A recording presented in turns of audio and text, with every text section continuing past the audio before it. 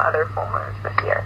So what makes this full moon different is that it's going to be the closest full moon of the calendar year. As we all know, the moon's orbit around the Earth is not a perfect circle, so this is when the moon is going to be at its closest approach. Of course, the moon, when it orbits around the Earth, changes in apparent size to viewers on the Earth. So over the weekend, we're going to have the closest full moon, the perigee full moon, and it's going to appear about 14% larger, 30% brighter than the smallest full moon of the year.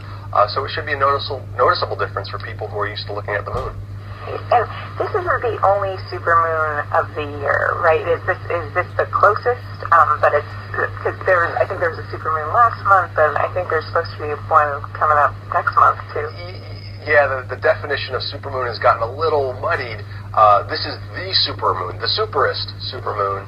The two full moons around this one are also close, but not the closest. So, by the strict definition of a supermoon or a perigee full moon, this one this weekend is going to be the closest full moon of the year. The others are spectacular, but not quite as close as this one.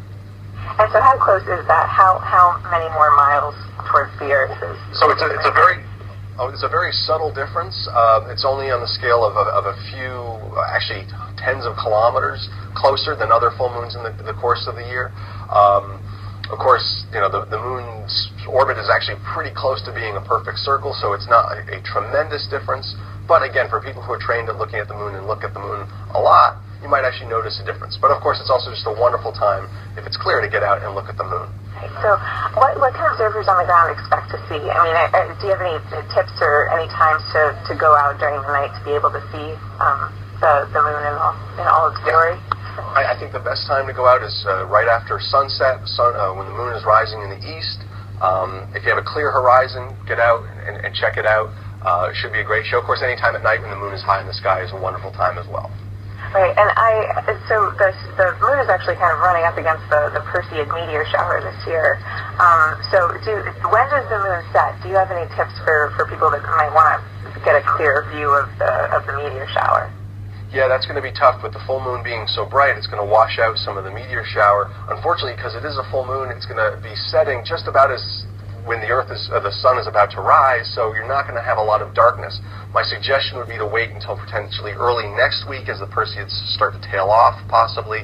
The moon is going to be less full, less bright, and there you might be treated to a better Perseid show. It is this unfortunate coincidence in time that these two things are happening now, but it's a good time for sky watchers.